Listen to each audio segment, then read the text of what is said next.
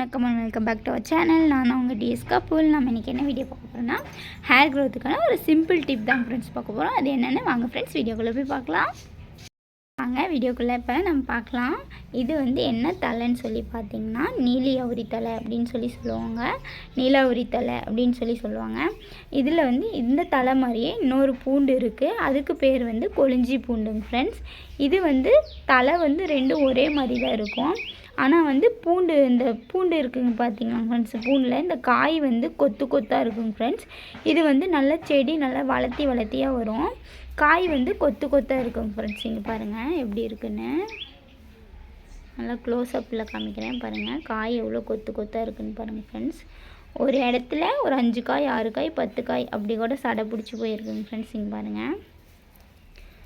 இது என்னத்துக்கு யூஸ் ஆகுதுன்னா ஹேர் நல்லா கருமையாக வச்சுக்கிறதுக்கு யூஸ் ஆகுதுங்க ஃப்ரெண்ட்ஸ்.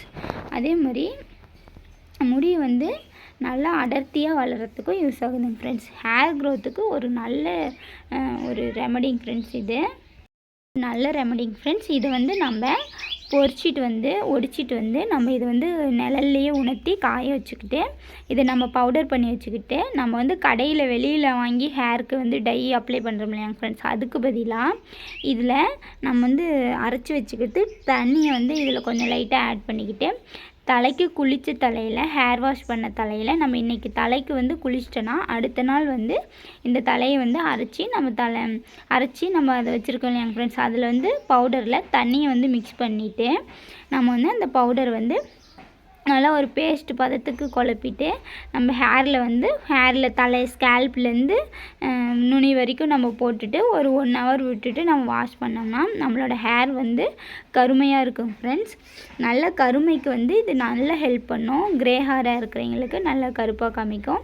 ஒயிட் ஹேர் இருக்கிறவங்களுக்கு கொஞ்சம் ஒரு லைட்டாக ஒரு ப்ரௌனிஷ் கலரில் காமிக்கும் ஃப்ரெண்ட்ஸ். நல்ல ரிசல்ட் கொடுக்கும். இது ஹேர் நம்ம நல்லா வளர்கிறதுக்கு நல்ல ஹெல்ப்ஃபுல்லாக இருக்கும். இதோட நம்ம வெள்ளை கரிசலாங்கண்ணி தலை இருக்குதுங்க ஃப்ரெண்ட்ஸ்.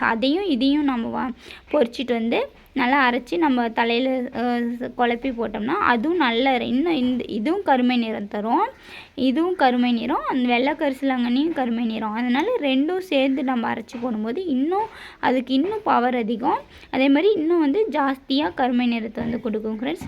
இது நம்ம கடையில் வாங்கிட்டு நம்ம அரைச்சி நம்ம போடுற ஹேர் டையை விட இது ஒரு நல்ல ரிசல்ட் கொடுக்கும் ஃப்ரெண்ட்ஸ். ஓகே ஃப்ரெண்ட்ஸ், என்னோடய வீடியோஸ் பிடிச்சிருந்தா மறக்காம ஒரு லைக் அண்ட் ஷேர் பண்ணுங்கள். என்னோடய சேனலை சப்ஸ்கிரைப் பண்ணிக்கோங்க. பாய்.